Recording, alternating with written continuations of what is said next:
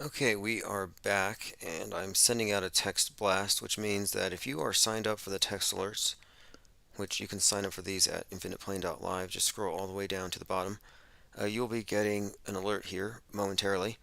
And I included in the body of the text the phone number. Generally, this will bring in callers throughout the night, so if you want to call in, numbers on the screen, or it's likely in your messages here. And I think we have like 160 plus on this list so far. Again, it's free to sign up. Just go to infiniteplane.live and scroll down to the bottom. And we'll give them a couple of minutes to show up, and we'll see if what have we covered today. Okay, we have a few things. Trump's thing, yeah, obviously it's getting a little repetitive, but the context of it obviously fits in with this broader narrative of his impending martyrdom, unbelievable as it is, as unchristlike as he is. They've Christified him, and uh, he's being framed. It depends on how you look at it. He's a pretty bad mafia don, a bad don, Christ or Antichrist, depending on which side of the Twitter sphere you're on. I've been following Donnie Darkened, and it's compelling. I'll say that. And what's more, Richard Spencer, the 2016 election era white nationalist agitator. I believe he was the guy that inspired the Punch a Nazi in the Face movement. Uh, that guy had a conversation with Donnie Darkened about this Trump as Antichrist, and he finds it very compelling and interesting. And that means something considering how he had this firsthand, more or less, relationship with Trump early on and was really responsible, I think, for a lot of the early um, proselytizing on the far, far right, online and otherwise. Elephant Tusk says the right have a new anthem. Oliver Anthony Richmond of North of Richmond. Yeah, talented singer, undeniably. People are saying it's. Some people find it questionable, but no, there's a lot of obscure artists out there that if they just get tweeted by the right person, the music will float on its own merit. It's perfectly timed and everything, and it just happened to hit the right market. But I mean, in my opinion, this is the danger represented by true counterculture music and artists and thinkers, obviously. All the gatekeeping and comedy as well. I mean, if there's any song that needs to go viral, it's probably Auto Hoax, if you ask me, just because of the tone it sets. Because ultimately, you're talking about unplugging from the MK Ultra mind control puppet master. Like, why not de-trigger yourself? The only winning move is not to play, as they say in war games. And this is Cywar games. All right, G33. Yep, I have text notifications as we can, and you know what? They're getting up there. The numbers on credits, but the number of people who receive them almost up to 200. My goal is 300, and I'm only specifically sending them out there when we have phones open as well. And you'll notice the new phone number is in the body of the text. And again, if you want to get text notifications, just go over to infiniteplane.live, where I also post a lot of other things that we talk about every day. Uh, like, for example, I believe that I have decoded, or rather revealed, the real meaning behind that lady panicking on the airplane about the, here we go, about the MFer who wasn't real. I think it all comes down to the fact that, this is my guess. My guess is the number 23, it's been 23 years since the Final Destination movie came out, and they're doing a reboot right now. The movie is encoded with the number 23 in particular. And I'm kind of guessing that this is likely a publicity stunt for that movie, because the movie opens up with a crazy lady getting off the airplane convinced it's going to blow up. Elephant Tusk says, I took my dog for a walk. Did you go over that Jacob Chansley dressed up as the Joker video? I haven't watched it yet, but I've seen him in his Joker costume. Like, this is all very interesting. We're talking about trusting somebody who has all these disguises. Like he's got a costume department. How many people do you know have costume departments? Like, I find it to be very questionable. Jake Chansley. And look, I'm not 100% convinced that he's not Owen Schroyer. I mean, the symbolism's there. Tip of the spear, InfoWars, uh, QAnon shaman with a spear. Look, you could not run with a spear into any government building and not get Swiss cheesed. That's a dangerous weapon. But they just walked him in there. 33-year-old Jacob Chansley, son of a Democrat judge. Nothing to see here. Voice actor, performance artist, offensive caricature of a Native American stereotype. I mean, what about him seems legit to anybody? Then he's got the white power tattoos. Nothing was congruent, is what I'm saying. And when you look at him, if you just add veneers and a bald cap, he seems like Owen Schroyer. I need to see two of them together in the same room at the same time. Doesn't count if one's on the screen and he's talking to the screen. Like, I've seen that trick. Like, I want the two of them in the same room. I don't know if they exist. I don't know if he exists. I'm saying the QAnon shaman may not exist. Benicio del Toro may not exist. It may just be a construct created by Brad Pitt wearing a mask. Jacob Chansley might just be a bald cap and some fake teeth by a performance artist who spends most of his days imitating Alex Jones, but on special occasions he performs as the shaman. Harmon Walker says, Tim, did you notice how perfect she was framed on the camera? It was like she missed her mark and had to step back in the camera's view. No, if you want to call and talk about it, I'm definitely interested in hearing whatever you have to say on the matter. The new number, which you can save on your speed dial, and you can leave voicemails 24/7, is 1 505 349 0420. And I wasn't trying to cop Elon Musk's 420 fixation. It just happened to be the number that was there. I probably should have left it for, one of the 500 dispensaries around here, but again, 1 505 349 0420. G33 says, definitely not Christ. Are you talking about Jim Caviezel? Or Jim Quiviesel, spelled with a Q?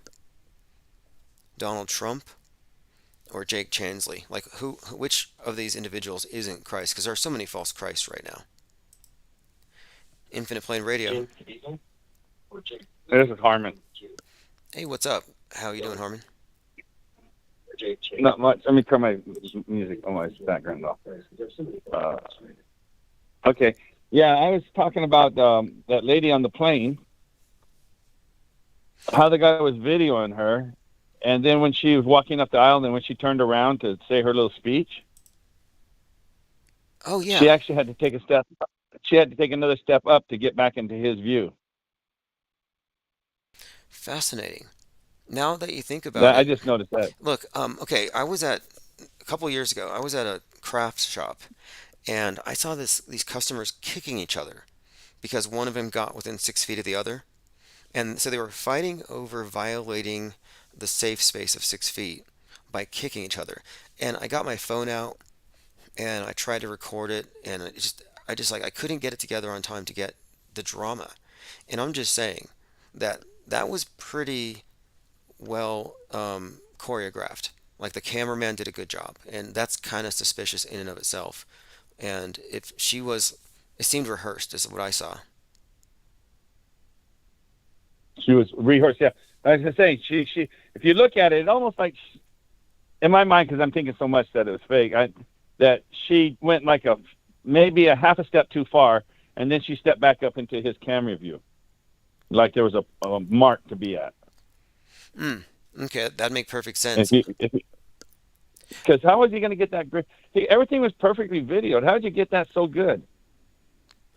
Okay, now this is That's interesting. just my. Okay, because there was another, and I'll have to look at that, because there was another one that involved a plane recently that was this man responding to a child kicking a seat, and he attacked, or rather, he lectured the child, and it was a drama that was highly commented on. Turned out it was a skit. It wasn't a real plane, and I have to question if that scene was even on a real plane. It could have been a stage There you go. altogether.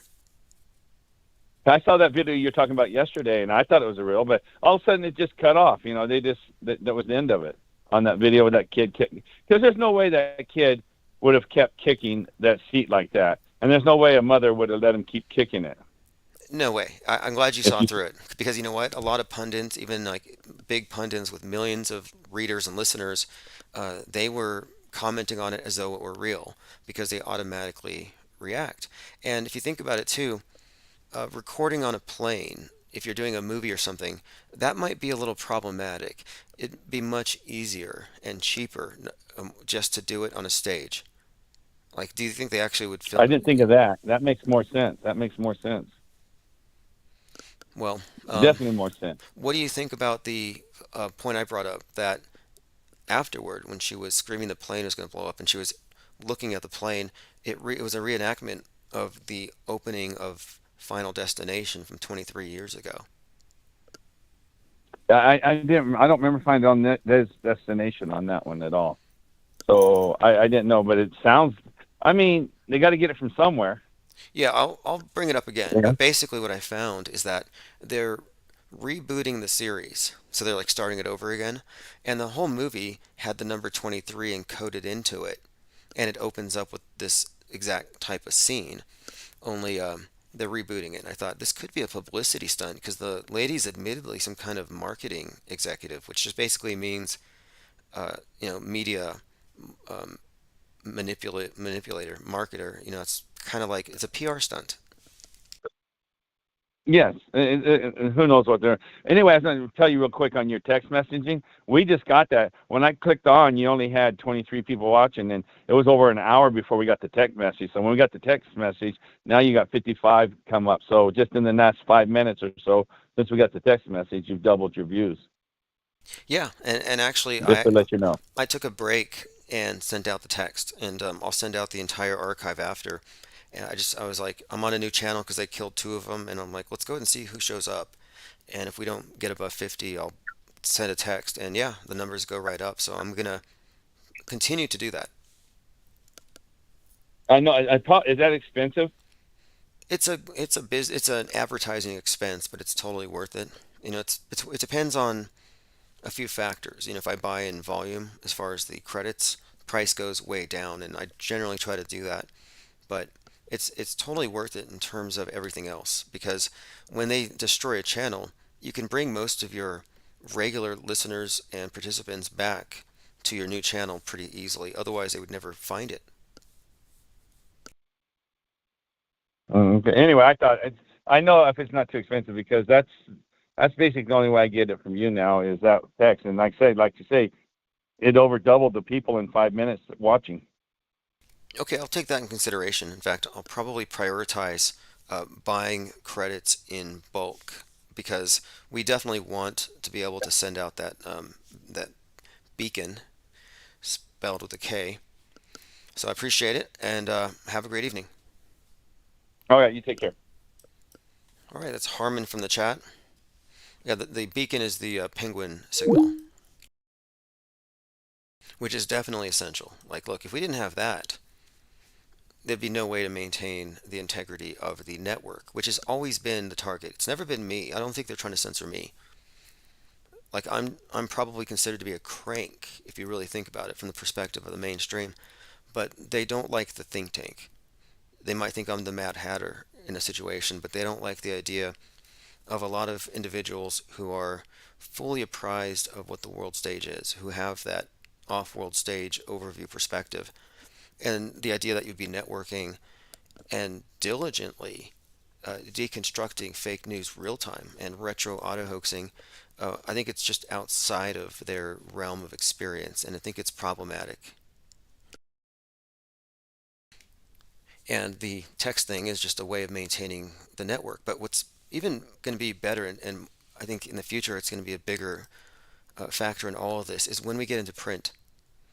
When we're in print and we have the tabloid in circulation, as you'll see, we have a few different approaches here, but I think that's going to be the way that we really build what I'm calling the parallel media.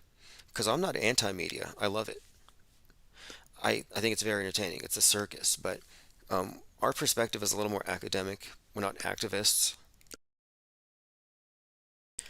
and moreover, this is a something that exists, I think, within the realm also of philosophical speculation about the role of media itself, which it's a conversation that's ongoing and it needs to be had, uh, lest we blindly walk into this digital dark age, which I think is the design. I think some of us need to be able to keep our heads outside of Plato's cave, at least for a few hours a week, and they're making it increasingly impossible, obviously. Not Shock says, is saying fake news redundant these days? There's fake and there's fake fake. I mean, yeah, it's redundant. It really is. I mean, there's blue pill, there's red pill, there's white pill. The fact is, though, there's the metaverse and the meatverse, and the reason why I want to go into print, it goes along with our press pass carriers, is that we have to have a meatverse presence along with the digital presence in order to have a pretty balanced perspective on things. And that's all we're doing here is we're getting perspective. We found out, hey, we're in a big magic show, and you cannot debunk it from your seat. It's designed that way. The optical illusions are designed to trick your perceptions and the way that the human eye perceives. And in other words, and how your mind takes things, a sleight of mind as well.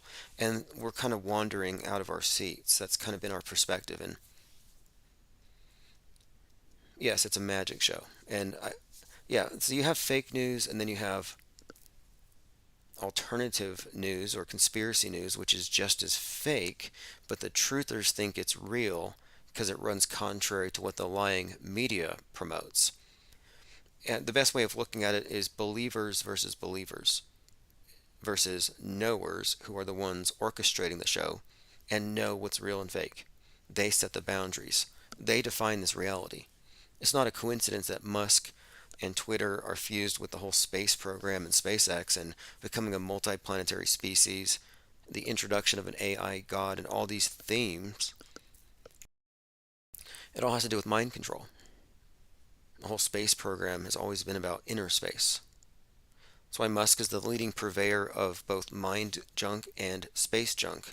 The space thing's just allegory.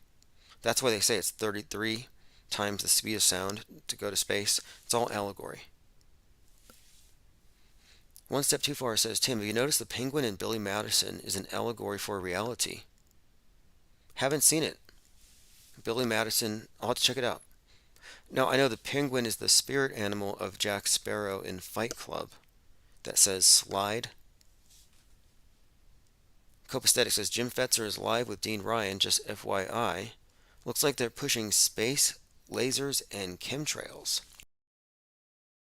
Well, they will both be very happy to find out that they're going to stop chemtrails. Did you hear about this? They're going to be using some kind of climate monitoring system to alert airplanes of conditions and divert the flights to avoid the creation of condensation trails. Because presumably these things are climate dependent. And by doing so, they believe they're going to solve climate change. Because they say contrails cause climate change. Conspiracy theorists say chemtrails cause geoengineering. So both conspiracy theorists and mainstream climate change hysterics should be relieved. No more lines in the sky. The only person this bothers is me, because I've been saying I like these trails in the sky. I think it's, in a way, it's kind of inadvertently artistic. It's a sign of intelligent life. Like, hey, look, they figured out how to fly. Like, I don't think it's bad. It's just ice. Okay, Pancho Lefty says the media is the message. Somebody texted and they said that we were the reincarnation of, was it Marshall McLuhan? Is that it? The media is the massage, media is the message. And that's the point here. MSM minus stepping back from the frame of reference that's assumed to be real, but it's ultimately handed to you from a very centralized location, as evidenced by all of these internationally recognized psyops. Like, they all agree this is real. They all agree on fake space. They all agree that these buildings fell in this way. The fact that there's no like internal dispute over the reality that's the consensus one, but it's all coming from, the same centralized, ultimately centralized, monopolized media. I don't know. I don't think what we're saying is even extraordinary. It's not even an extraordinary claim.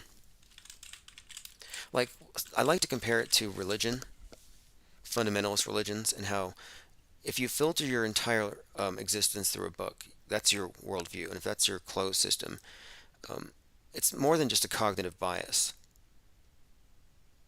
Yeah, Herbert Marshall McLuhan, Canadian philosopher whose work is among the cornerstones of the study of media theory. The medium is the message. You're not going to believe this, or maybe you will, but I heard about this after conversing with a Scientologist that I'm pretty sure was stalking me outside of a bookstore.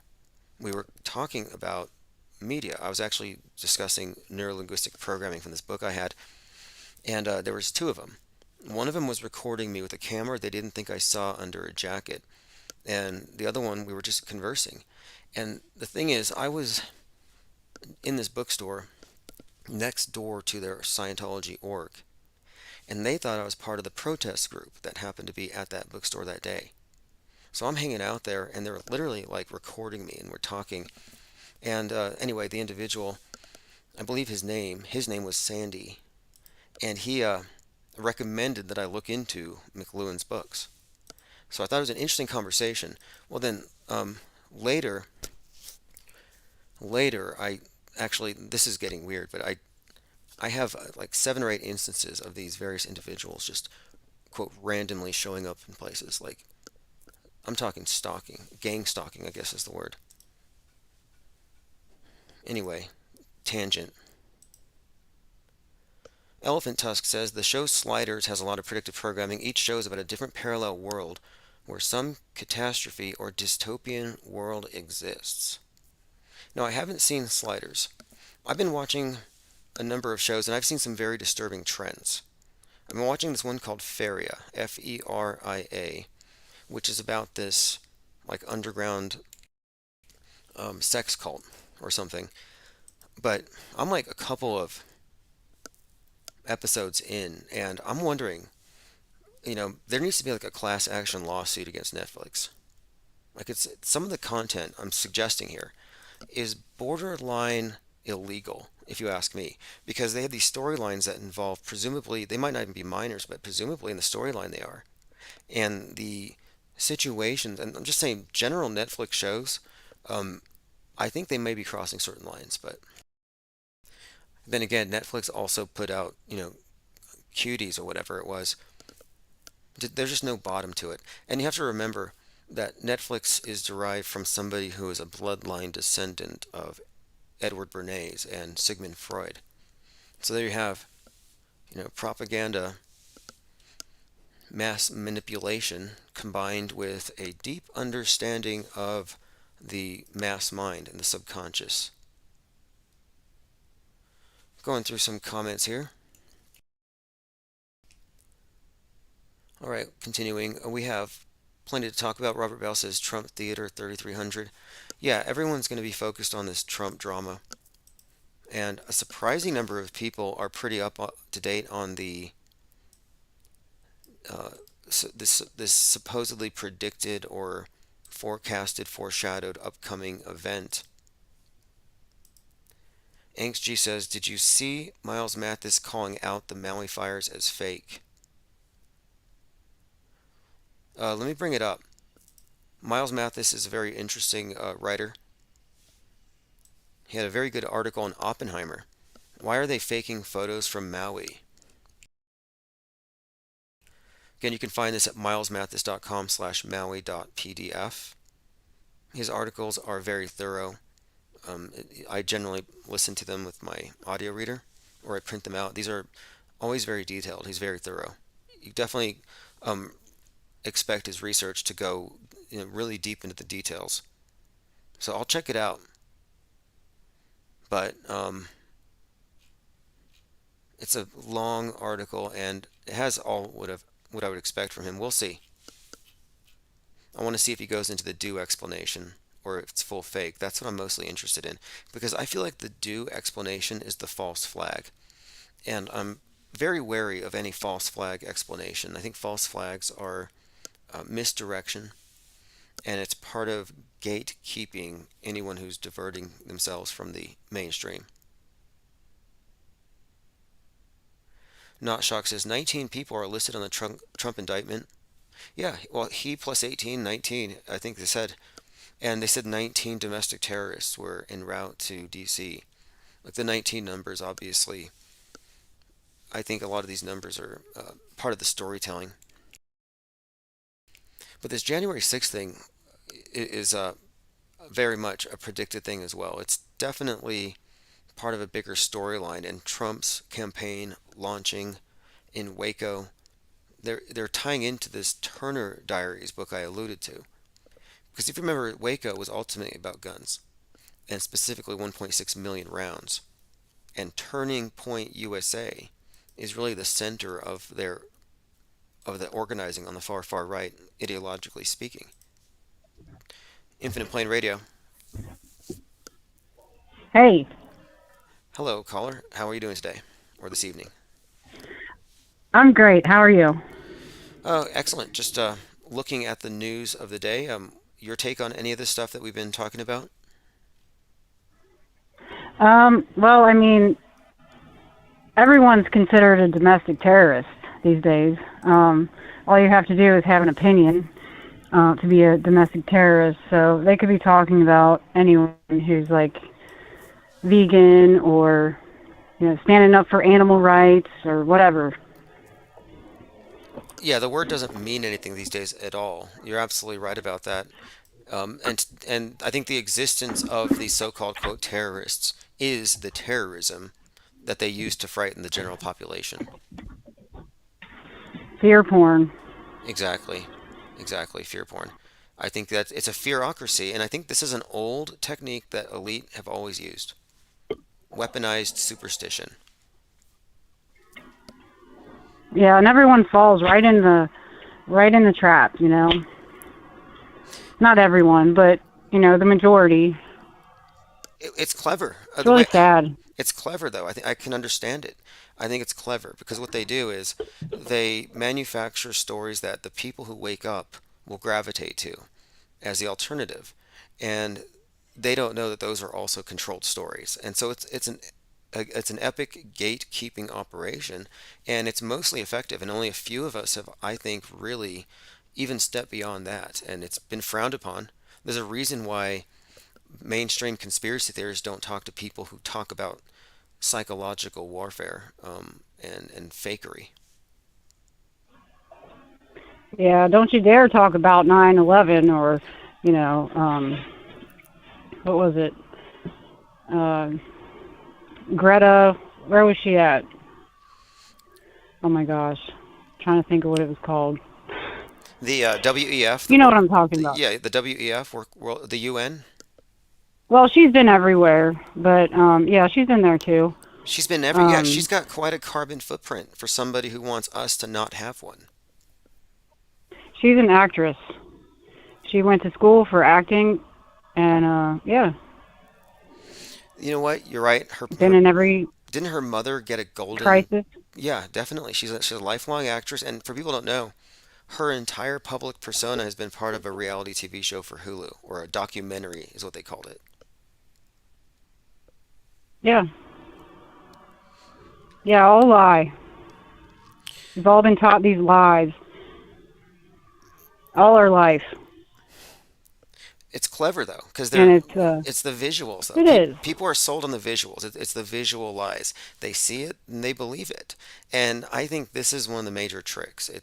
I consider it to be a form of I call it sleight of mind, but yeah, they bypass critical thinking with their this mass media that's just unavoidable, and these characters you just assume they exist, but they're just movie characters. They're constructs, but they become real. It's unreal. Yeah. If I were the devil, I would have done the same thing. You know that thing? If I were the devil. Yeah, absolutely.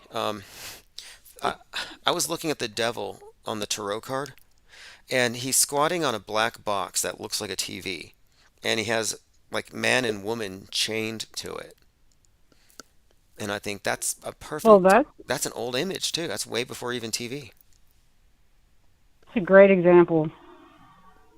Yeah. And that guy before he died, right before he died, he said, I forget his name, but he said, get rid of your TV.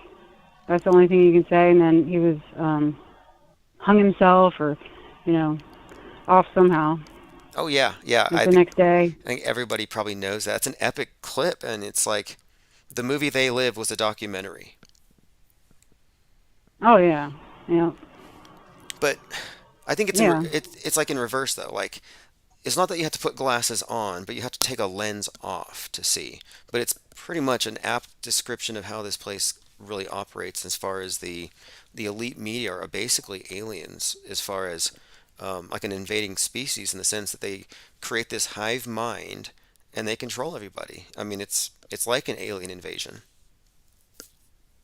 They're still teaching in school about Christopher Columbus sailed the ocean blue and discovered America.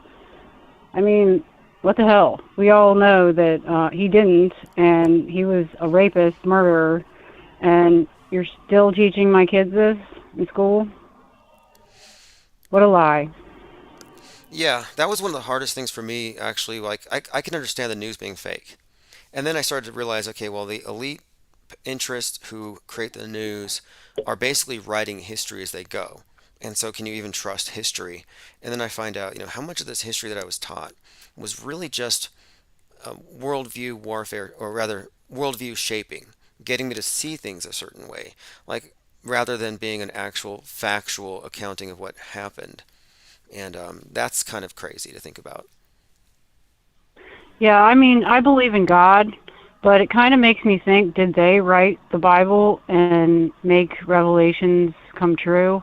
It kind of, um, I don't know, it's kind of strange how Interesting. they predicted all this, Mark of the Beast, and, yeah, I don't want to lose faith in God or anything, but it kind of seems like it's all been planned and they're just going by a script, and I don't know. Is this real? Okay, I I see, think. and we often talk about this. A lot of attempts that would appear to be co-opting or imitation. For example, the group called NOAA, the organization, the National Oceanic and Atmospheric Administration, like NOAA, their symbol's the dove, and they tell us Uh, the flood is coming. uh, And I'm like, wait a minute here. The symbol of Noah from the Bible warning us of a flood is a dove. So they appropriate all the iconography from the Old Testament and they put it into the space program. They put it into our scientific paradigm. They replace the old concept of sin with the virus. Like I've been saying for a while that it's an imitation. They've created a perfect facsimile. yeah. Now they want to rewrite the Bible so that it fits everyone. You know, the transgenders, and we're going to have transgenders replaced with, you know, Saul and Jacob and all those guys.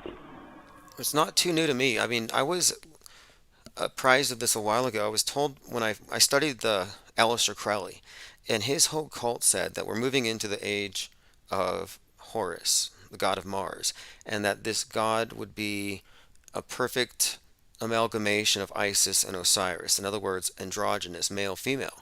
That they would be taking down the patriarchy, but not elevating the matriarchy, but rather putting in this. They said um, this new sun god, or the new god, the god of the new aeon is the word they used. And anyway, it said androgynous. And so I'm seeing this and I'm thinking, okay, Everything here seems to be making sense. They're redefining everything. They're going from one extreme to the other, and now they're doing the synthesis between the two extremes. Yeah, like what is a vaccine? It used to be you're immune to it, you're safe from it. Now it's just you get a little bit of protection, but you really don't. But that's a vaccine. I mean, it's just all a lie, and it's disturbing, and it's sad to watch people get this shot and think they're doing something. Um, yeah. Not Well, only that, it's like, look, yeah, whatever people's opinion are on it, because in my opinion, it's just a psychological prop. But what it does do is it proves that you're brainwashed. It's like, prove to me you're brainwashed. It doesn't matter what's in it. Just the fact is, it to me, it's like symbolic. It's the act of a blood pact with the state, a communion. It's a religious act. It's actually what I would consider to be a quote sacrament. yeah, It because what it does. yeah. Then they're putting like Well, I'm just saying the sacrament means that stuff in our food. they're saved and we're unsaved. Now, like you are what? You're not an apostate. You're an infidel, I guess. Yeah, they just want to eliminate us all, and yeah, any day now. Well, Waiting on it. I don't know if they have to eliminate or just phase us out and replace us with vat babies like Greta Thunberg and Kyle Rittenhouse. Yeah, Anyway, transhuman. yeah, transhuman is Yeah, posthuman. It's all code, if you ask me. And ultimately, I think that's what we're looking at. This posthuman and transhumanism is part of this new religious replacement to replace the ideas of transcendence. It's part of the false religion. yeah. Let's race out and get the mark of the beast. Well, you saw how But fast. it was nice talking to Yeah, you. hey, really good talking to you. Someone's asking. This isn't. Someone is asking if this is Roseanne, and no, this is not Roseanne. But No, I'm not Roseanne. Roseanne is rather interesting as well, though. But anyway, appreciate the call. Yep. Have a good one. You too. All right, and yeah, look, people took the mask of the beast. Took like 5 minutes of brainwashing. Everybody complied. Mark of the beast. Yeah, I don't think there's any doubt about it. Like for example, I wouldn't. They're gonna find some way to sell it to you. I think Musk's X has something to do with it. Like at some point, they're gonna fuse everything together, where it's like your finances, your social media, your entire life is connected to this one thing, this mark, this X, and they can cut off your pay if you break the rules or whatever. So you kind of accepted the mark by plugging yourself into this new media aggregate closed system once they finish eliminating the competition.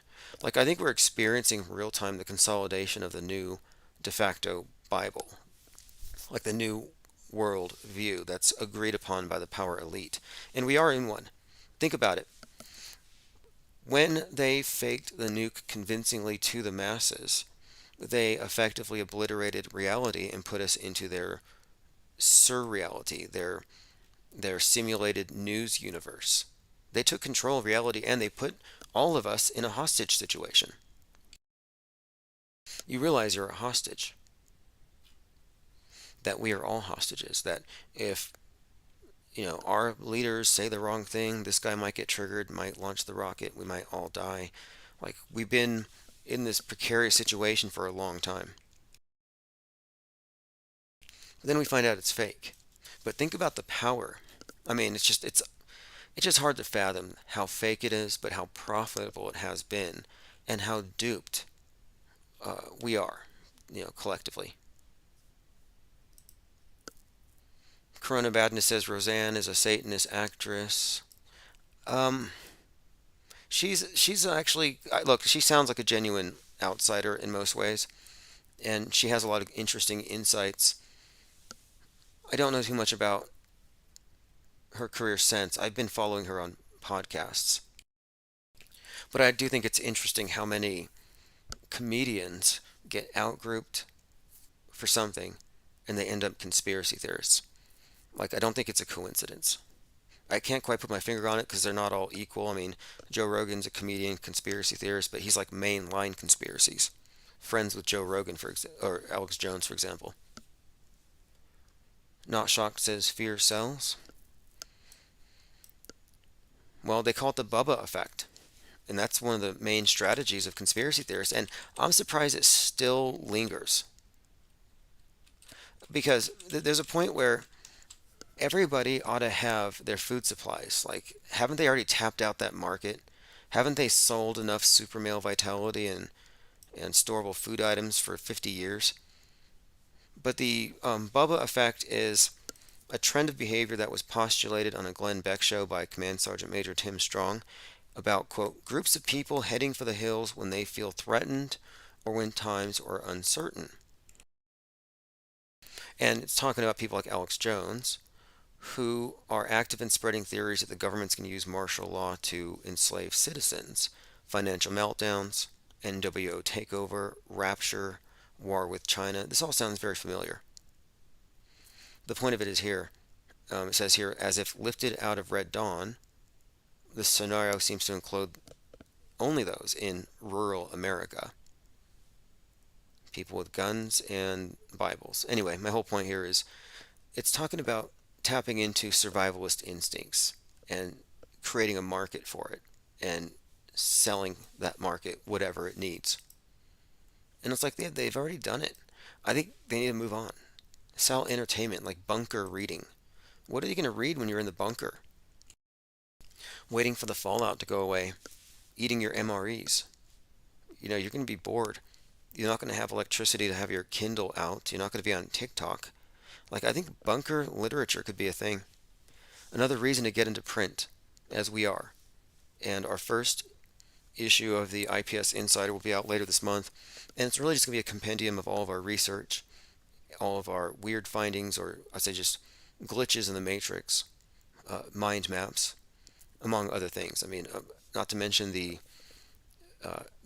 art, of course, high definition print, quite a lot, densely packed with information. That's the whole point. But we're going into print, and I'm just surprised that they haven't put more effort into that. Because if their whole premise is that the internet's going to go down, you think they would want to have something that survives. Yeah, hey, XG, I'm glad you brought this up. Do you remember Randy Quaid and his Star Whacker claims? See, exactly.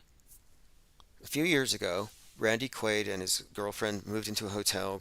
He grew his long beard out, and they said the Illuminati are killing movie stars, Star Whackers or something.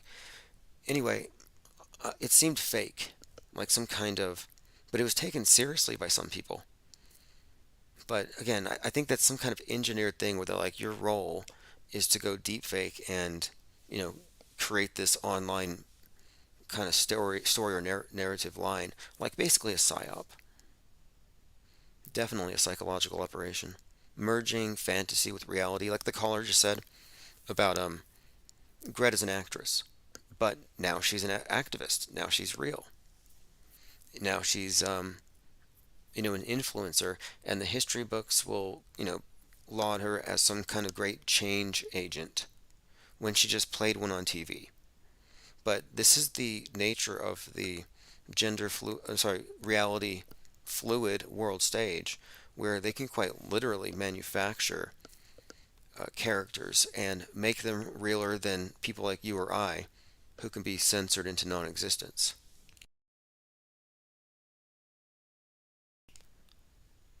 All right, continuing.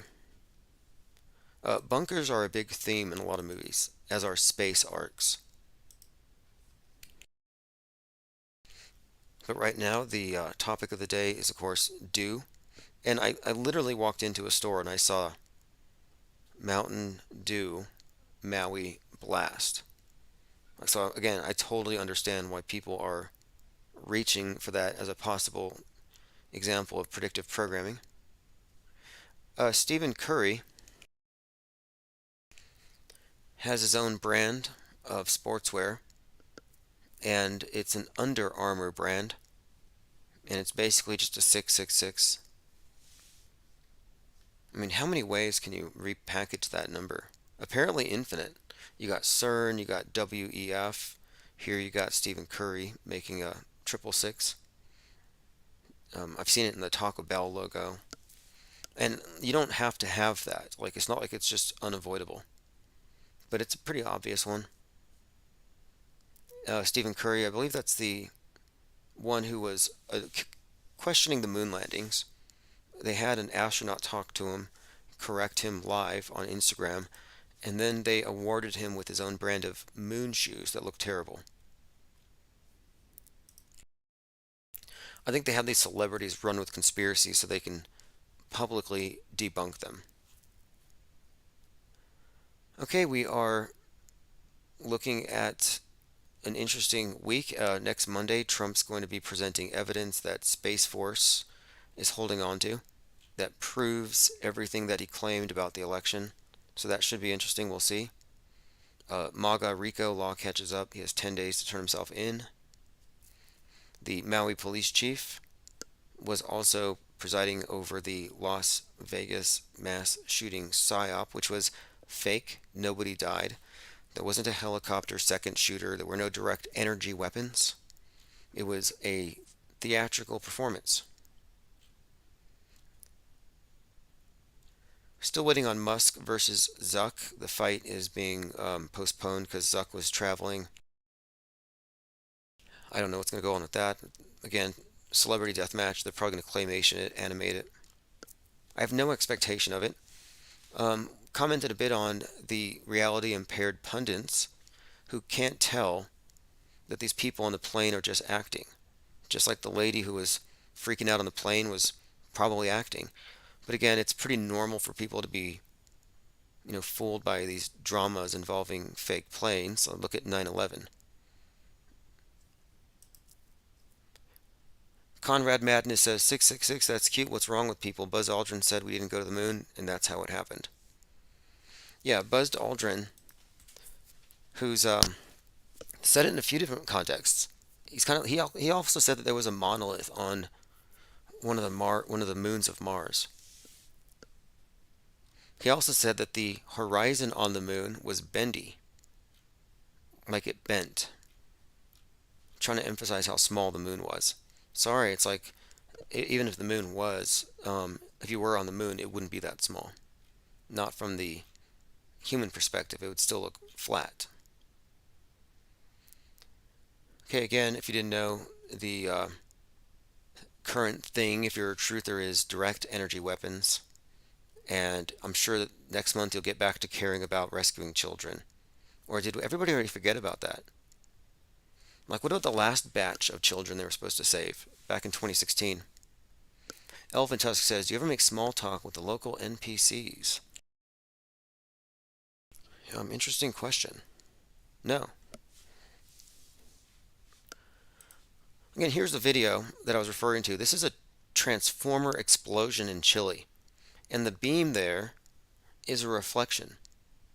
This was actually put out a couple of months ago. But this was shared by some blue-checked, which means, credible tweeters. In this case, Matt Wallace. Millions of people saw this, and they thought, okay, this is a Chinese satellite shooting at the beach. It's like, no, this is an old video. Most people don't even vet it. They just share it. It's absurd.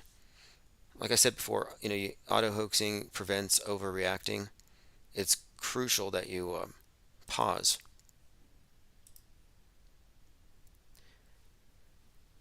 Oswaldo says, oh yeah, look, the do people are not new. It's the 9/11 thing. I think there's a reason for it. I think they deliberately put a lot of people out there to spread this, and they put a lot of propaganda in the form of predictive programming. Jake the A-hole says, anyone who watches Sound of Freedom helps save children from trafficking. Those like myself who did not, well, I help traffic kids by not watching. It's just a virtue signaling thing. It's like, okay, check back with me in a month. Let me know how many children you saved. I was actually excoriated by a QAnoner. They said, don't you want to save the children? After showing me some video, which was like a compilation of crying children, I was like, oh, I don't know. It just seems like, You know, like those old commercials that they play where you see starving children and they say, if you could just give up 1 cup of coffee a year, you could save a life. Like they guilt trip you into reaching into your pocket. You're morgiling in your couch for change. If you don't know what morgiling is, it's in our lexicon. But anyway, it's like, it's a guilt trip thing. And if you look into it, the movie has an agenda. It's connected to the Mormon cult. It's connected to Paul Walker, who faked his death and came back as Tim Ballard. And even the director of Sound of Freedom came out. He said he was appalled at how the movie has been appropriated by the Q crowd, that the Q cult has appropriated his movie. He said it was not his design. In fact, he said he did not make $1 off it. Elephant Tusk says the left used to be about saving the whales. Yeah, they don't care about the oceans anymore. Now it's all about space environmentalism.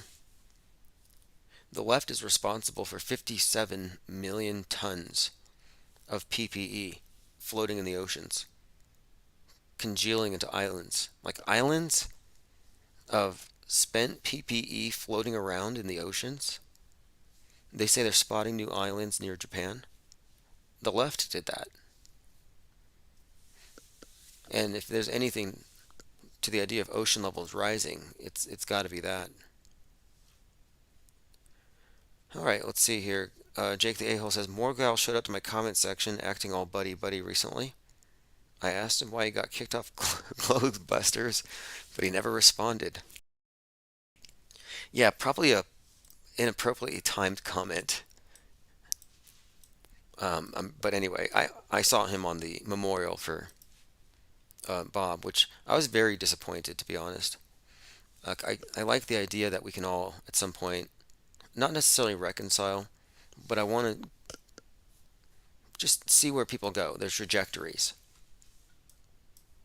You know, I'd like to think that Mark Sargent is out there in Antarctica with big snowshoes and a husky dog, you know, just going south. Like, obviously recording it, you know, eating protein bars or whatever. Like with the penguins. Like, I hope that's happening. I'd be disappointed to find out that all these years later he's just in his basement still, playing World of Warcraft. It's like, is the metaverse that much more entertaining than the real thing?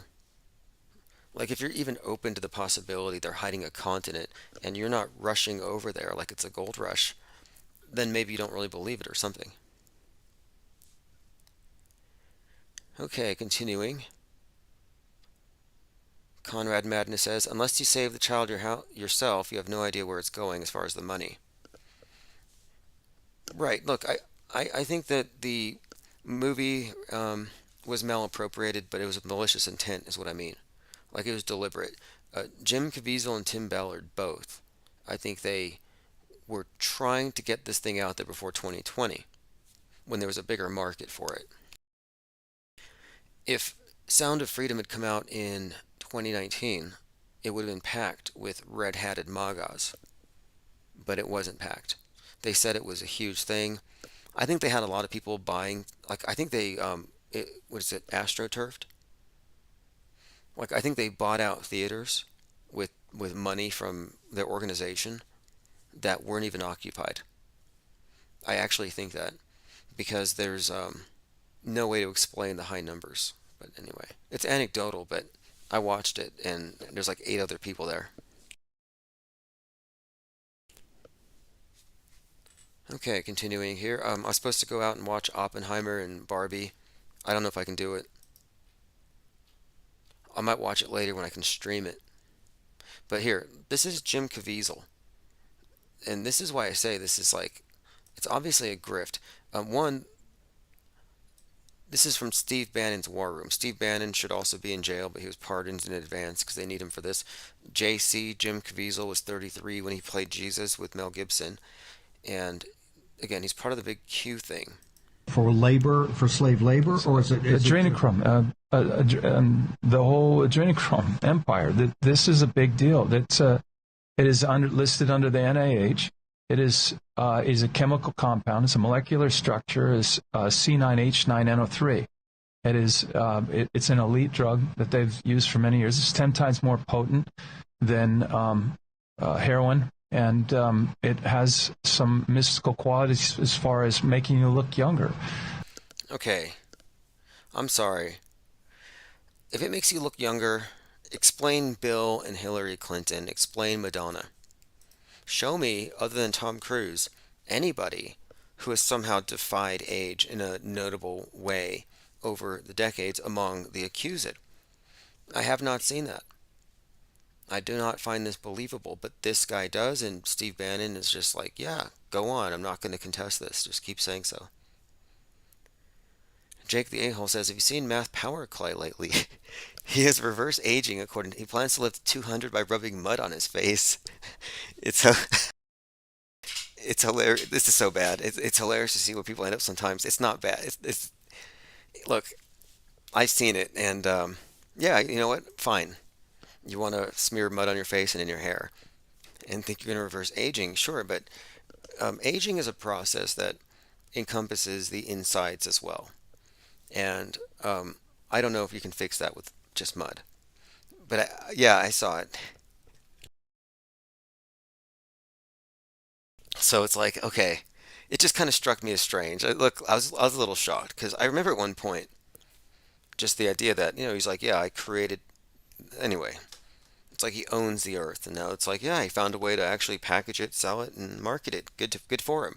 People are buying mud, but it's not just mud. It's like multiple colors of mud, different strains of mud, presumably chemtrail free.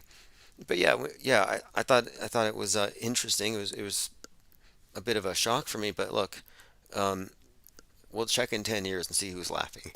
I'm not laughing. I'm withholding judgment. But I was a little shocked one day. I was a little worried, in fact. I was like, is this some kind of like delusion where like the elite are obsessed with trying to look young and they'll do anything for it. They'll bathe in blood. And then on the other hand, the anti-elite people are like, no, we're going to bathe in mud for the same end, which is ultimately just vanity. Oh my goodness. This is so terrible. Jake the A-hole says he's stuck in Mexico and Katie left him, so he's having a mud life crisis.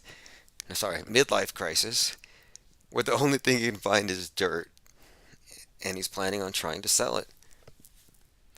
Yeah, well, again, it's like I respect good salesmanship, and if you can sell mud, if you can sell pet rocks, if you can sell NFTs, that's to me that's a skill. It's admirable. Yeah, look, I'm just like I'm not laughing. I'm just like blown away by some things. I'm like, okay, this can't be real. Um, I I saw her also covered in mud, and I was like, how long is this gonna last? Like, because there's got to be a limit. There's got to be a limit, and I just realized, okay, someone's gonna hit their limit. I just kind of thought this has to be either a really good con, a real product, or taking something to an extreme. I don't know. But anyway, I don't have an explanation. But anyway, I brought it up. I said, what happens if we go back and, see where these people are? Mark Sargent out there in Antarctica, um, etc. Who else is out there? I've been recently contacted by a couple of people I may try to invite on as well. I think it'd be a good idea to reach out and just kind of see if anybody's come to any better conclusions. Okay, let's see here. Configuration manager says no billboards though. Yeah, no billboards. Yeah, if people don't know the story, the only reason why it's even slightly relevant to us is we were crowdfunding a billboard because like yeah, let's just go ahead and blow up the news around this idea of researching the flat earth. Let's just like get it out of their hands before they can gatekeep it properly, and we did. And he tried to stop it, which made us kind of mad. And I say us, it was like 500 people who had pitched in on the billboard, small donos. We were just moving our thing forward, and they're like, no, please don't do this. I'm like, you can't really say. And he said, I own this. I'm like, you own the earth? So if the earth's flat, you own it. Like he literally said he owned it. That's why I think it's kind of funny that he now is like owning the mud. That's why I think it was just, I was like, this can't be real. Jake the A-hole says, "Who listens to Mark Sargent anymore?" Like, really, who? I don't know, but I haven't looked. However, um, David Dearth has actually popped up on my radar. He showed up in my newsreader with like Daily Mail, where it was like Flat Earther says UFOs exist beyond the ice wall. This was like last month. Let's see if I can find the article. Here we go. August 3rd, Daily Star. Flat Earther claims aliens live on hidden continents beyond the Antarctic ice wall. Now, to me, this is progress. Like, why couldn't we have had this topic brought up years ago? This is actually interesting. American conspiracy theorist David Weiss started out believing that the Earth is a globe. Goes on to say, let me scroll down. But I try to disprove the flat Earth. I'm getting past his backstory. Here we go. He says he found a Tibetan map from tens of thousands of years ago, and it shows new lands with new names and Thoth the Moving Island. Never heard of Thoth the Moving Island. Sounds kind of like a little fantastical. Thoth the Moving Island. All right, let's see here. UFO, he claims, the UFOs come from a base in the secret continents rather than some distant planet. See, I agree with him there. I think it's too early to posit a model, but I'm glad that the conversation is going beyond the dome. These people used to insist on a dome, and they wouldn't let anybody talk about anything beyond the flat Earth. In fact, many of them said it was satanic. They said, if you talk about anything beyond the dome, like more land, you're saying that the Bible's wrong and you're promulgating the same satanic blasphemy as outer space. Okay, let's see here. Jake the A-hole says, Matt blamed me for just being there with you and he cried. Yeah, that was a low moment, I believe. But yeah, I can't even figure it all out sometimes. I'm just like wondering, it's like you can't tell people what to do. And if you have dozens of people who want to do something and you try to get in their way and they're already crossing boundaries, doing the chat raids, it's kind of like good luck, trying to control it. It's not your personal army. It's not my army. I don't tell anybody what to do. And then you're just like you want to be taking credit, or you want to say you own the earth thing. You want to be the face of it. Then do it. And if we didn't do that, if we didn't put the billboard out there, the conversation might have remained confined to a number of mostly feds and peds and federal informants gatekeeping it into some kind of false biblical cosmography. And that was obviously where it was going to remain. They turned it into the Conference Earth movement, where it's just about conferences and celebrities. Like, get the biggest celebrity to shout out this meme and somehow it means something. It's like, no, the only thing that means something is more information. Okay, let's see here. Angst G says, Dearth is the Forrest Gump of flat Earth. It's, look, very hardworking, if that's what you mean. Like, he's everywhere, and he's done a lot of interviews, and so has Mark. Mark Sargent has done hundreds and hundreds of interviews, where he's been on many different platforms. But generally, the conversation remains confined to a backstory. How did you come across this idea? Who did this to you? And he's like, YouTube.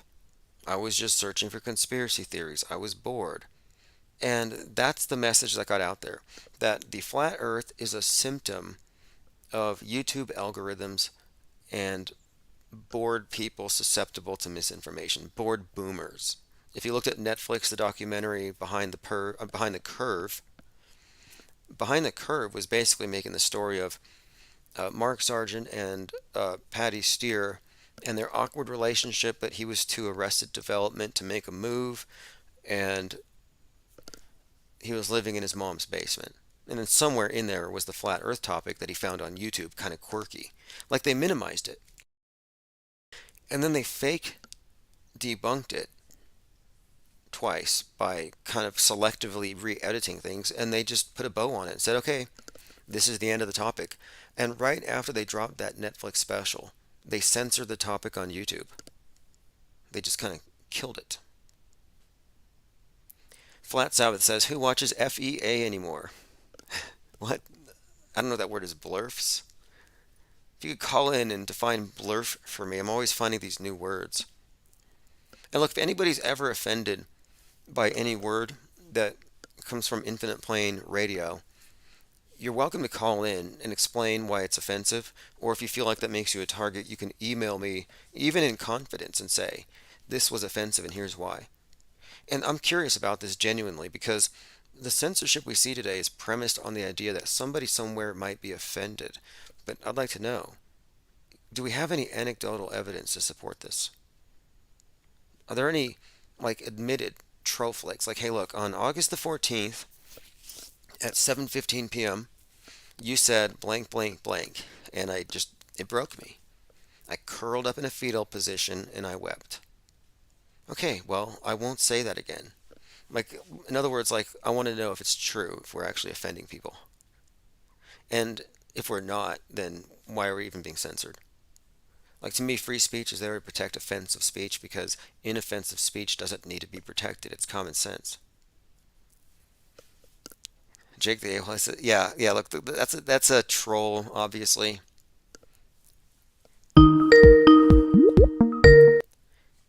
Infinite Plane Radio. I don't know why the ringer went off. Can you hear me okay? I can, Tim. This is Christopher at Reverse History, first-time caller. Oh, Reverse History, awesome.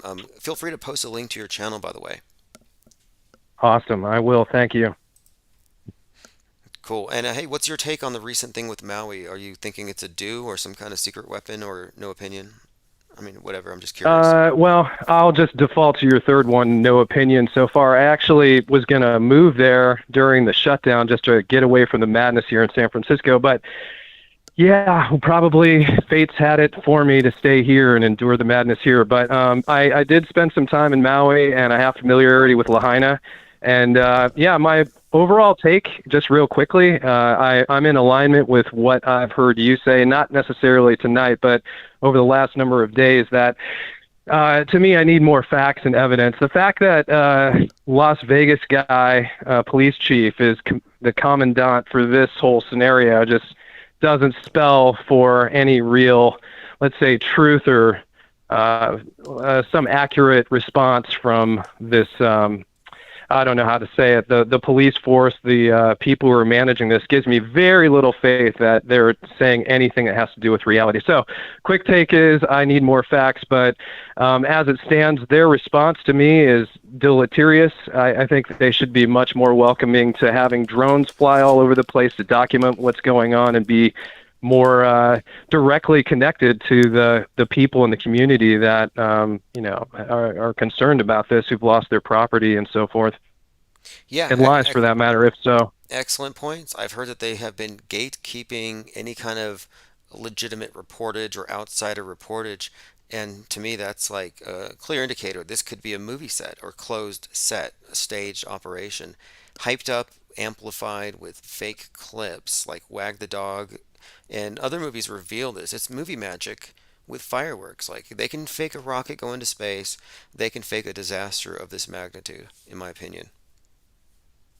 I totally agree. I was just on with Tim Truth a moment ago. I haven't chatted with him in a while. He had a panel who was exploring this, and I didn't get to hear the entire presentation. There were some clips that I think brought more light, but still more or less, we're in the dark because we're at the mercy of these, minute feeds that we get, and by whom we don't know, and for what ultimate, let's say, connection to reality. I think it is good to keep a certain vigilance about the source and the accuracy and the fact that these people are masters of stage plays, like you're saying. I think that it's of great reason, not based on this event alone, but based on the history of what I know you and the IPS have hashed out, and certainly what I personally experienced, that these people are liars. So I think, yeah, even from, using the auto hoaxology kind of methodology from scope, step one would be, let's make sure that what we're seeing isn't some created stage play. But ultimately, yeah, I think the way that they've gatekept this, it's very, very difficult to match their words with the reality. I would rather see, and I think this would be something that, I'm not in this type of work where I would be operating these kinds of missions of going into destroyed towns or taking care of tragedies like this. But to me, in an age of now, we have cell phones, we have drones, we have a literal army of people that are there vacationing with these tools that could literally document this for everyone and actually probably cut off these narratives just by, here's the video, here's what we shot, but all of that's locked out. And as you were, not to continue too much here, but as you were alluding to there, this could be an elaborate stage play, and that's certainly on my radar, no doubt about it.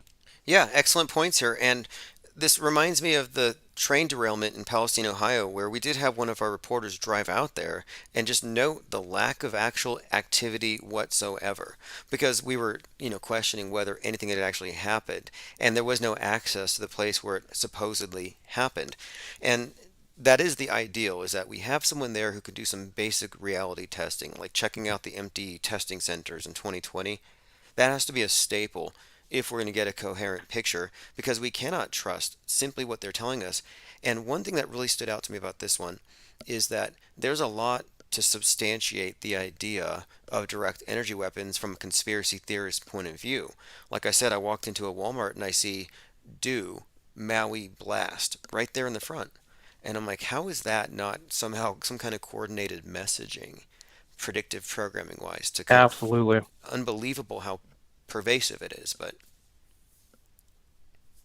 Absolutely, yeah. And to me, this is, I mean, you've mentioned this. I think the way that you've described this, and from your current analysis that I'm aware of, is that I mean, I'm a student of predictive programming and social engineering. This is a huge part of what I'm trying to parlay in my own project to try to elucidate these concepts of social engineering and mind control. And it really is too much of a coincidence that there is this DEW scenario. And thankfully, you and others who have called in have mentioned, yeah, this could be a guardrail just to placate, one side of that left-right paradigm to go fishing for ghosts, while the real root cause is completely being buried and or shipped out like the steel beams from New York City. And any hope of having any I don't recall the word I'm looking for, but basically evidence of the crime to be able to discern any outcome. Maybe we may get to a point where we don't have enough information to make any resolute conclusion. But, and this is where I find too, I mean, this is just my subjective interpretation of that PSYOP Las Vegas police commander, that he acts like an authoritarian. He's just, I can say nothing more than, as someone else even said on Tim's panel, that he to me, it looks like he's gaslighting people. He's not, he is promoting a sense of putting up a wall against the natural inclination, and also having the ability to actually not just put up this wall of, let's say, a lack of information or a lack of understanding. He's literally speaking down to adults and people who've experienced property loss at minimum, like children, and he could easily send out a team of people to do what we'd like to do, which is film the whole thing and produce it publicly, like we're discussing even right now. They have the power to do that, but they've literally, in my mind, shut down that capacity of communication and verification, and they're literally asking us to trust people who have already been in proven PSYOPs, or at least one regarding Las Vegas. yes, and that's to me, that's just difficult to ignore, because if he was involved, or since he was involved during that event, it means either A, he's an insider at that level of PSYWAR, which is against the people and it's what the media is there for, or he's a useful idiot who's insulated enough and not in the know, which is the exact same. It's tantamount to the same thing from our perspective. His involvement there, yeah, guilt by association. If you're at the capstone level and you're perpetrating these hoaxes that involve all the news agencies, all the media and actors on the ground, and the entertainment industry, etc., then you're an insider. It's just that obvious, and you just have to call them out. And yeah, to your point here, one other thing, you talk about the study of hoaxes and how they're basically playing with our mass psychology.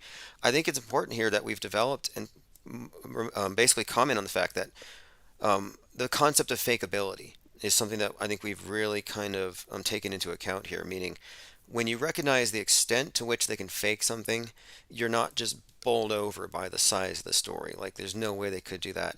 And I think it's important to recognize, what can they actually pull off. And as a general rule of thumb, I say if they can fake it in the movies, they can fake it in real life. And as I mentioned, the Palestine train derailment, that movie was preceded by white noise, which was exactly what happened in real life.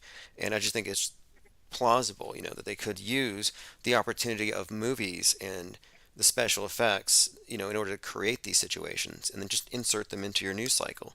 To me, it's just the same technology. It's not like it's a stretch. I totally agree, and this is why I concur on the level of making sure that this is at least one of the approaches to add to the long litany of fact gathering, that it could be a staged event. And had we had this kind of analysis from day one when 9/11 happened, we obviously would have solved that one much more quickly. But yeah, to all of your points that you've just made, that aspect, and this is, I think, something that I think is a really great way to simplify the model, and in the way that if you can fake it in the movies, then it is purely fakeable.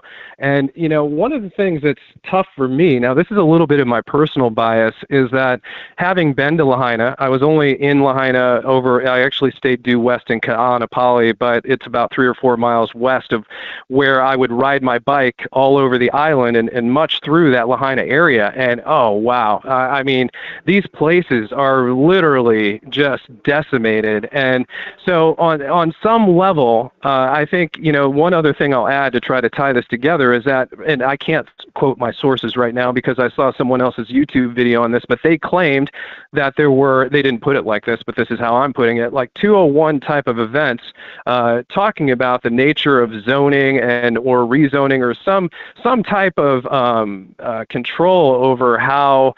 I hate to even mention the idea of a 15-minute city because, that's to me more agitprop, like you've often used to describe certain narratives that they have. But, it looks like if you add in this predictive programming, which I'm not saying is caused by DEW, it may just be a rabbit hole to trap the right and keep that fight going between the two never, let's say, unionable sides to that problem or equation of the polar opposites always battling each other. But again, tying this together, it seems that there is coordination going on here, which to me, when I look at it, and your points about Vegas including this, along with the idea of having insertions of, say, pre-planned media, I think with the people involved and some of these events, which I wish I could quote for people here, and certainly I'm going to do my due diligence and look further into that, but this so-called pre-planning that I'm alluding to, in coordination with the man involved, this police officer from Vegas,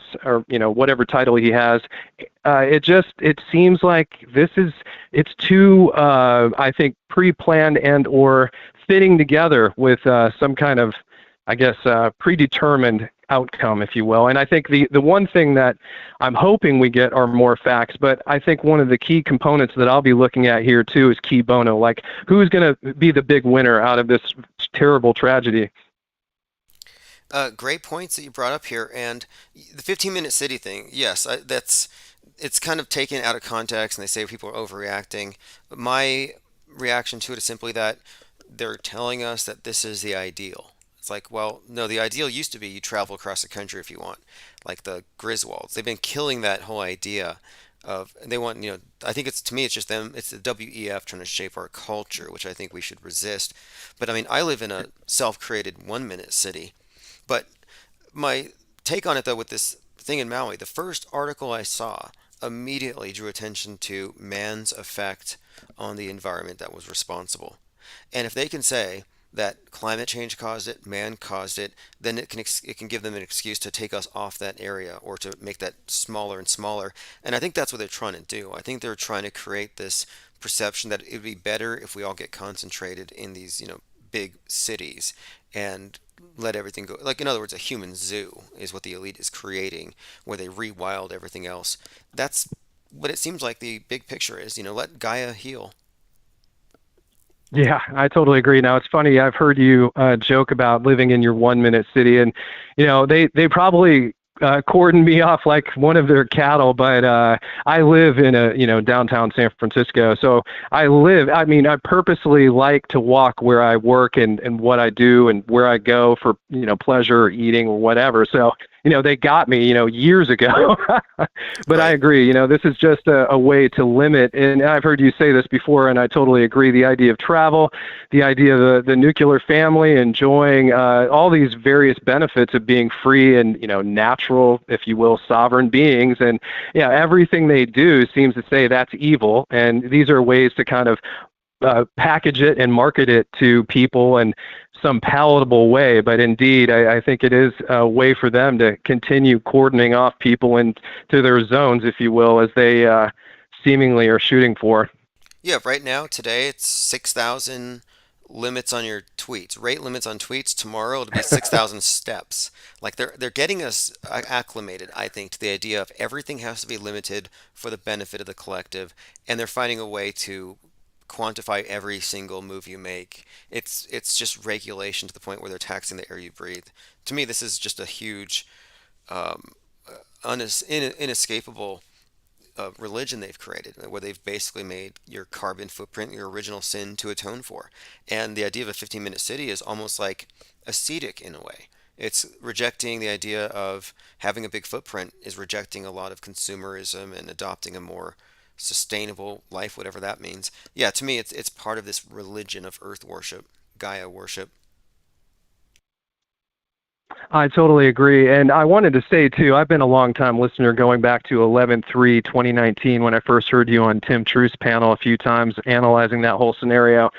And your take on, at first, when I first heard you talk about this and the model that you just described, and I love that ascetic quality. I agree wholeheartedly. And just tying that together with my initial perception, I had already gone down quite deeply along the path of studying astrotheology to whatever limited degree I had at that point. But through the course of, the last, I'd say, I guess it's now almost 4 years that I've been really honing your, let's say, the model that I've, as I understand it and comprehend it, is not just a metaphor. It is what they're doing. It is the replacement religion. This is one of the bridges I crossed through, really trying to combine what I've learned about their so-called methodology of social engineering and, well, just being slave masters for that matter, is that they do rely very heavily on the syncretism of these various religions. They do operate by some astrotheological calendar of some sort, or at least it's obvious that it's a part of their continuum. And that, yeah, and I think one of the big bridges I crossed, as I was just alluding to, is that this isn't just an analogy or a metaphor. This is the model. It is the new religion, no doubt about it. Yeah, I appreciate that. And yeah, this has been one of the main things that got me into speaking about this live is I was already versed in the symbolism of what we talk about here through other areas of inquiry. And then I looked at NASA's space religion and I read some William Cooper and I started digging deeper into it and I realized that this comports with the Thelemic New Age. This comports with a lot of this esoterica as far as like how the space program is almost a replacement for a trip to heaven by allegory, kind of like the Masonic allegory involving building of cathedrals, only it's now a space allegory. And just last week we learned that escape velocity is Mach 33. So even there, this premise that we set here that the trip to heaven is some kind of allegory for the Kundalini, the 33 vertebrae, and now you have this other connection that kind of suggests here that yeah, we're looking at the new religion and the modern replacement for the virus. I mean, for the sin is the virus because I think ultimately it's about control. and they have to regulate the sinners. They have to regulate the people with the virus. Absolutely. And you can even cause some kind of rift within the church, if you will, by having, now I'm going to forget the exact movement that created one of the major divisions over the last, whatever the standard narrative history says about the Catholic Church separating the other variations or what have you, is that they have a built-in unification, if you will, by those people who are either saved, as you've often put it, as by I don't know if I don't want to get you in trouble with anything, but the V and or being part of the profane who reject it entirely, who are never going to subscribe to taking that sacrament or what have you. So I've even analogized this within the scope of how the left-right paradigm works, which it's controlled opposition to keep people within the framework of fighting each other and never really looking at root causes. And this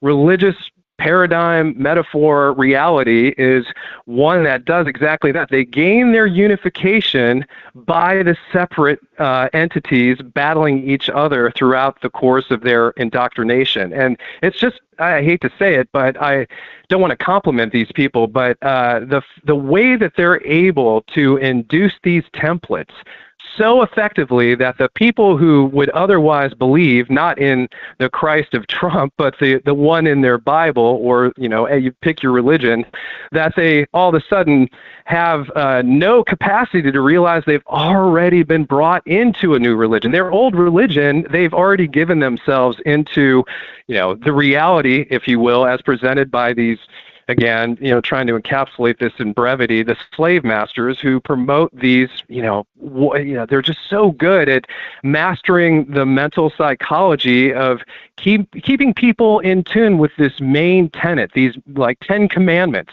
Nobody realizes they were written by the controllers. Nobody will ever question that the media, even though they're hated left or they're hated right, are their enemies. They all believe, and I've heard you say this many times, in this fictional world that's been created for them. They don't know they've already taken that sacrament. Whether they take the V or not, they have taken the sacrament. Yeah, well explained here. And you mentioned the astrotheological component, and people might think that's far removed from news and politics, but it's absolutely not, because what you've described, this left-right dialectic in every area of life, this schism or crack in everything, this creates the perpetual motion machine. This is the thing that Orwell called the perpetual war. I call it World War Infinite.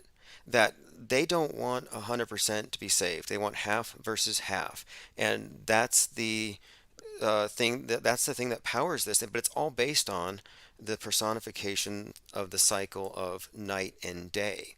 So you could look at night and day, sun and moon, male, female, and you see the schism is perfect. There's a reason why one side is pro-gun but anti-needle. One side is anti-gun but pro-needle. And you go down the line and it's a perfect schism. And I look and I'm like, people fall into this box and there's really a rift between them. There's no overlap. And I'm like, okay, that's a program. By definition, they're programmed. Absolutely. Yeah, you've nailed it. And this is the beauty, if you will, of it, and that people can't see they're trapped within a box. I hate to bring up a cube, but they are. And this you brought up another aspect. So because I was on Tim's panel just a moment ago, I didn't have a chance to listen to the broadcast before, but just as I logged in, I heard the word flurf. I have no idea what that means either, but I want to mention this in context of what you just mentioned, that I was basically forced into taking a position on the flat earth about a year and a half ago, because the work I'm trying to promote with my project, I'm basically presenting it to people I highly respect, and most of those people are flat earthers. And I realized, oh God, now I thought it didn't matter what the shape of the earth was because we're all slaves anyway. It doesn't really matter if we're, what it is, because nobody's really concerned about their own freedom. And that's kind of where I was at, even though I kind of had my eye on it. I think you, as a critical thinker and,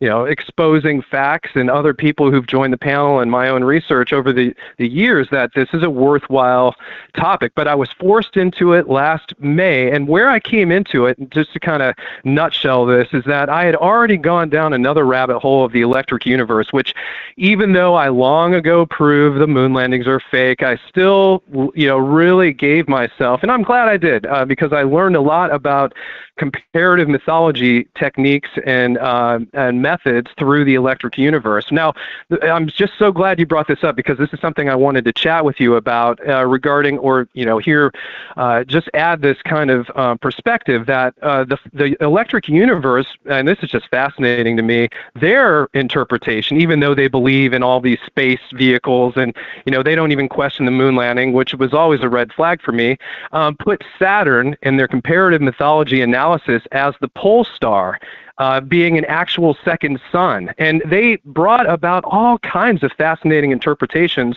from historical documentation or what we know of or what we've been given. And their analysis was very, very compelling. Now, of course, when I came to the flat Earth, I had to really question that whole interpretation. But when I've heard now this really makes a lot of sense to me, and this is something that I feel makes more sense, and I'm only nutshelling what I'm trying to convey here, but years of research and all of this, and now really only being a newbie of the last year and so many months of really embracing the truth of, well, let's just say the Earth not being an oblate spheroid, whatever. But the fact, you brought this up before in past episodes, that having Saturn be a star, if you will, which always fascinates me, that it is this core kind of imagery and or thing in the sky that these people, these controllers, really uphold to the highest level, or at least on the highest levels. And I love your explanation about Saturn, but please correct me if I'm paraphrasing incorrectly here, but Sure. Being the night sun. And to me, when I think about all those years of looking at Saturn as a sun, it makes perfect sense that it would be the dark sun, or the night sun that takes over when the light day sun, moves away or it becomes night. So, and also bringing in the idea of the Terminator and Set and so forth. I think this has kind of a holistic feel to me that feels much more plausible, if you will, than the explanations that I've so far garnered through that other approach. Yeah, this has been a puzzle. It's perplexing because the idea here is like, when we're talking about the sun, we think of, the sun is the source of the light, and it's obviously that's bringing the light, but you couldn't make the same claim that Saturn is sending the darkness in the same way. But the way their narrative works is the sun's ruling the day and Saturn's ruling the night, and that they represent the opposite extremes. And then you have Saturn as the most distant luminary in this more ancient view of the universe, and then you have the sun as the closest luminary. And I think these are the poles, the light and the dark, which they represent with the numbers 42, 33, or you always see the cube is the symbol of Saturn, and then the sun is often represented with crowns and various ways to represent these things. But yes, their whole black and white, the duality they use to mess with our minds that correlates to our conscious and subconscious, is ultimately based on the interplay between light and dark, night and day, in their eternal battle, and the sun's death and resurrection every day. Like, that's their basic template for most of their religion, and its various aspects of this dying, resurrecting sun god figure. But yeah, the role of Saturn, very perplexing, but the way I see it, yeah, he rules the night, and he's the god of death, and the sun is the god of light.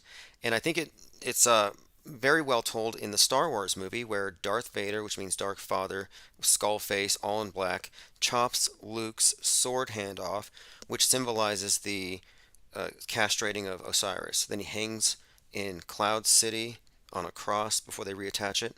And to me, that's, of course, Set killing the sun at sunset. And it's just this story they keep telling us again and again, where Luke is the sun and Darth Vader is got the Death Star.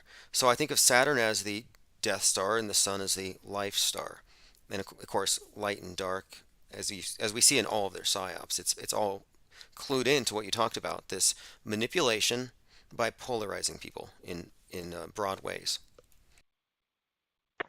Absolutely, yeah. Well analyzed, and I wholeheartedly agree. I'm really excited to go back through past works that I kind of had a different perspective on to renegotiate what I could have learned with this kind of context to play upon. And I totally agree. That polarization, and they constantly do it. There's always, oh, and actually, this is something that I'm also glad to remember during this little chat here, is that many, many, many years ago, when I was first really diving into esoteric things, as a newbie, and so a very large degree, I still am one, but I came across Aleister Crowley, the Book of the Law, if that's the name of the book, the little red one. And then there's also another book written by, I guess it's the Three Masters, or I forget what the authors' names were, for the Kybalion, if I'm pronouncing that correctly.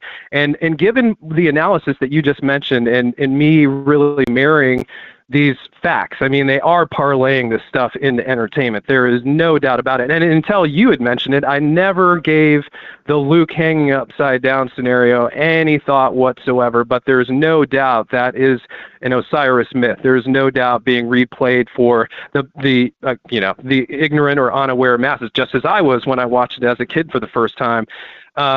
But the Kybalion is fascinating to me. I'm not saying that this is the purpose of it, or I understand it completely or at all, but when I look at how they make claims in that book, and it's been a while since I've read it, this is why I want to reread it, is that they make claims that these masters can do well. I don't know if they mentioned levitation. That's something else I'd love to get to later, or another convo. But they talk about controlling the weather and doing these various other things. And I just really want to emphasize a conclusion that I've come to, which I know you have and many others. Again, only paraphrasing, that the media, okay, so let me just say it as simply as I can with brevity in mind. I was born into a slave system, which is, in my sense of perception, earth-wide and really uncontested at this point. And if I feel like if I go through the reading of the Kybalion, I can see it not as literally changing the weather or any of these other fantastic claims they made by the masters who can demonstrate their abilities, which would otherwise be called magic. These are the powers they have. I actually conceive of it now more along the lines of what I've heard you and others describe or define this as magic, which they're not actually, well, if you talk to the weather modification people, they're not going to agree with this, but the idea of promoting the fictions that they promote through their media, news, entertainment, and all of this, to do exactly that in the minds of those people who they are, if you will, preaching to and or practicing their magic on. And I think the rereading of it, and it's actually the polarization thing comes into play with the Kybalion. It was one of the interesting things that I didn't quite fully understand when I read the book the first time, is that they're always mentioning these polarized aspects. There's always a hot, there's a cold, and there's many other examples they literally give in the book. And now I see it has perfect application to this social engineering slave control, if you will, and maybe not the only one, but I think with the rereading, I would really like to see how well it fits with this mind control system and how they operate by literally dividing and conquering, and not based on fact, but mostly on fiction, which I find just absolutely astounding. But that's how it works.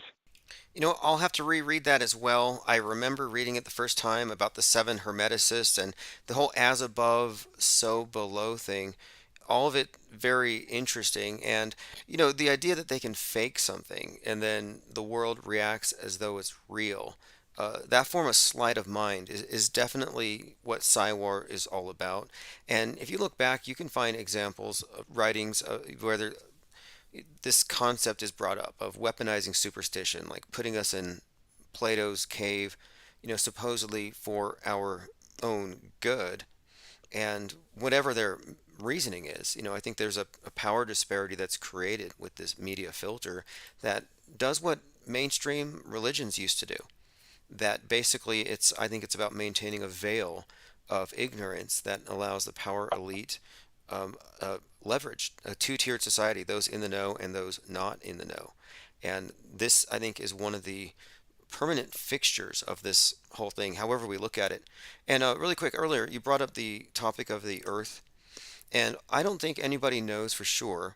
They all have their beliefs, but I think what is more important certainly is, and I'm thinking this today. It occurred to me it's more like worldview and all of your built-in assumptions. Like that has more to do with anything than the shape. And it doesn't matter when people are, debating shapes or anything like that, and when they are still of the worldview that the screen is a window, not a filter. And that entraps most people, especially today I see Twitter is mostly just flooding the zone with just so much information that it's hard to put a cohesive picture together. And so that's kind of what I've been focusing on here is, do we have a more cohesive worldview than your average blue pillar? And I would argue yes, because they're not apprised of all the technologies of modern propaganda and how it's consistently used. And it's undeniable. And the fact that it's infused with all this occult stuff, to me, that's very typical of religions, which have the public version and then the esoteric initiate version, where they see a different meaning behind it all. And all the facets you see of the old religion, I definitely see in this new one. Even the esoteric side, which is the part that really stood out to me as proof. And look at the Saturn moon Mimas and tell me it's not a clone of the Death Star. Like that's how deep Oh, it absolutely is. You it's. bet. Yep, it's a 100% match. Absolutely. Yeah. I hope I'm not interjecting too soon here. But yeah, through the course of your description, as you just stated, and I really appreciate the decimation, if you will, of this worldview, or let's say cordoning of the worldview, or let's say detachment from reality. I could think of it in many different ways of describing it. That's what nukes did, as you've been mentioning recently, that it did represent this detachment and extraction of the mind from reality. And as you've said, and I totally agree, when people believe these things to be real, it really has no bearing on reality whatsoever, whether they are or not. And actually, to tie that together with the flat Earth scenario, I did kind of poo-poo the idea of having to put time and energy into analyzing it myself, because I can say honestly, I had cognitive dissonance. I mean, that's just the core of the scenario. I was too attached to these things. I couldn't imagine, even, especially being in the tech industry for some time, that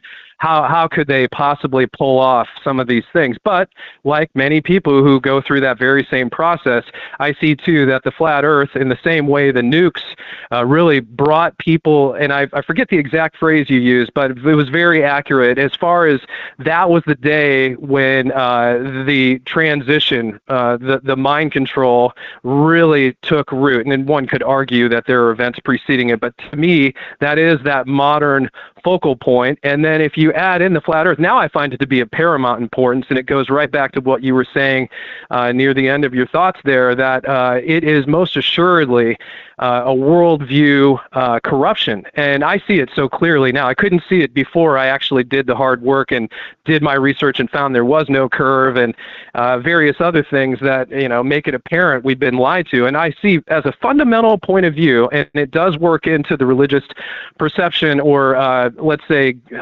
framework of this modeling of how this all operates on a mind control level, that if you can detach people from the reality of what they're standing on, what they can see, what they can perceive, and you can make an entire fictional, for lack of a better word, universe in their minds, you've got them lock, stock, and barrel. There's really no need to go any further. And it's fascinating to me that and again, I'm kind of trying to be very brief in my elaboration here, but they already had me as a fully controlled slave, even though I was very cognizant of the fact that this system existed.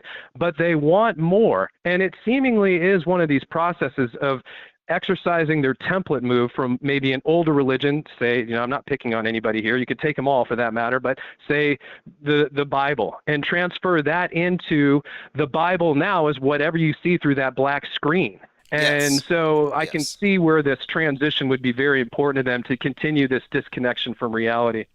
Yes, and on that last point, and I've been bringing this up lately, I think it's very significant. The symbol of the X, specifically Musk creating the glowing X, which to me signifies Constantine's vision before the unification of the empire under that sign. As he brings out the X and says, "This is the everything," is what it means. And I think that represents the a consolidation of worldview itself. And then the iPhone, is definitely symbolic of the new Bible, the new slate, the monostone or the monolith, the monolithic worldview. This is the new monotheism. And once they successfully get rid of all the apocrypha, the non-canonical and the heretical texts, the Gnostic, anything they get rid, once they purify it, then it gets the stamp of approval for the empire. It's the new official worldview. And in this new worldview, heaven is real, but it's called space, and they can take you there, among other things. It's literally, we've all been converted into this new religion, and that's why I'm saying that the new world order is already here. It's the old world order, updated for the space age. I totally agree. Yeah, it's just an enhancement. It's just an upgrade. I say this to a number of friends who still want to convert me into their lefty rightism. Usually it's the right. The left have really defriended me for the most part with hateful abuse, verbal abuse. But yeah, no, that's absolutely the case. And I think I was really very interested in this parallel of the levitation scenario. I didn't realize that St. Francis of Assisi, I live in San Francisco, and and actually that statue is in the movie that I'm currently working through regarding predictive programming for the shutdown and all of that. But no doubt about it, it is the space age. It is, if you look to the heavens for your salvation, that you can see right above you, regardless of whether it is what they describe it as, it is what they say it is. And what better way? I mean, what I also find fascinating is that they can take what we observably, demonstrably can see with our tools and our eyes and our experience, a flat plane to the level we know of it, if you will. And I'm not trying to pigeonhole any kind of model here, but seeing what I know so far, there is no curve. Then it's amazing to me they spent all this time working on mathematical models that could represent this new religious paradigm of the space age with math, which of course are just, they're not reality. Math at best describes or has capacity to reflect aspects of reality, but it is not reality itself. And going back to Newton and all these other various so-called, proselytizers, builders of this new religion from the beginning of this mind control program, they've done a brilliant job of using these tools, if you will, of something that doesn't necessarily relate to reality to create another perfectly paralleled reality that people on a surface level start looking into Aristophanes and all these other, so-called proofs, which require other leaps of imagination to make them valid in the first place, create enough of a framework to make it plausible that as you're reading through the various chapters, verses, if you will, of their new Bible, you really wouldn't know what you're reading is completely made up by people sitting in a room just making shit up. Yeah, it's very similar to how people think scientism is science. No, science isn't believing what the scientists tell you. Science is a methodology, not a belief system. And similarly, yes, math has been appropriated where, yeah, there's a point where you have real hard science, but then there's an area where it gets mystified by design. And that's the same goes for space. I'm not denying that there's something up there. I'm just suggesting here that their representation of it is clearly filtered through crayons or paint or whatever they're using these days. Really bad special effects, but yeah, there's a level of corruption there. But yeah, anyway, everything else you're saying here, a number of people are asking about your channel. It's Reverse History, right? That's right. Yeah. As a matter of fact, I look for which channels being broadcast. I listened on my phone, which I can't look at right now. But people who are interested, I'd love to hear their critical review if they have time to check it out. The website has all my channels and social media, and that's at reversehistory.wiki. Okay. And I will put that link in the archives that I send out tonight. I'm going to delete the commercial break and fix the audio levels if they need fixing before I send it out tonight. Appreciate the call very much. And yeah, the levitation of the saints, I think they recreate even that with the floating ISS. I think ISS, just phonetically very proximal to Isis, goddess of the night sky, probably not a coincidence. But yeah, I believe the space program is entirely just allegorical. And finding out that escape velocity happens to be Mach 33, to me that just settles it, that we've been right this entire time. I totally agree. And a last thought on that, I don't know much about the various degrees. Of course, I'm somewhat aware of the hierarchy, if you will, of going through the Masonic degrees and so forth. But having that be the apex, which if anybody actually went through it and actually, that I'm not saying this is what they say to the insiders, but if they got to that point like, oh, space is heaven, and they're still being lied to after getting to the 33rd degree, I think that would be ironic humor at its best. But it's been such a pleasure chatting with you and introducing myself to you and the IPS crew. You guys all of you are doing great work. I've learned a lot from you. I'll actually be sourcing you guys in future videos. I hope to collaborate someday. And regardless, I really appreciate the time we've had tonight. Great combo. Likewise, Reverse History, and I'll put a link. Appreciate the call, all of the information, and I'll reach out to Tim Truth as well, another great channel. So thank you again. Have a great night. My pleasure. You too. All right, appreciate it. Always great to have new callers, and he's been listening for some time and is well studied up on a lot of this very fascinating material, and his website is reversehistory.wiki. Again, I'll put that in the notes. I will put that in the notes so you can find it. IB Henriksen says iPhone or smartphone has replaced cigarettes, not vaping the phone. Yep. Elephant Tusk says, Tim, what do you think of Bubba's 33 restaurant? Oh yeah, I've seen it. Oh yeah, 33 definitely. I think it's hilarious. So you know how Scientologists are told that Xenu is at the ultimate center of everything? And, you can laugh at that if you want, but apparently the Masons are told at the 33rd degree that the ultimate secret is we were created by aliens, and someday they're going to come back. Like, that's it? That's the ultimate secret you've been saving up for this whole time? Like, they updated it. Before that, it was probably something else, like the head of John the Baptist or something. They have to update all their gods. And even these insiders are given an outsider, misdirection line. Like, we are truly insiders in a lot of ways, but we just weren't invited to the party. And they do their best to censor us. They shut down 2 of our channels last night, but it doesn't matter. Like I said, I'm going to send out the archives tonight after I clean this up. Thanks again, all the callers. Appreciate it very much. And if you want to get on the text alerts, go to infiniteplane.live or infiniteplanesociety.com and scroll all the way down to the bottom. This is Chief Crow, Auto Hoax, or GTFO.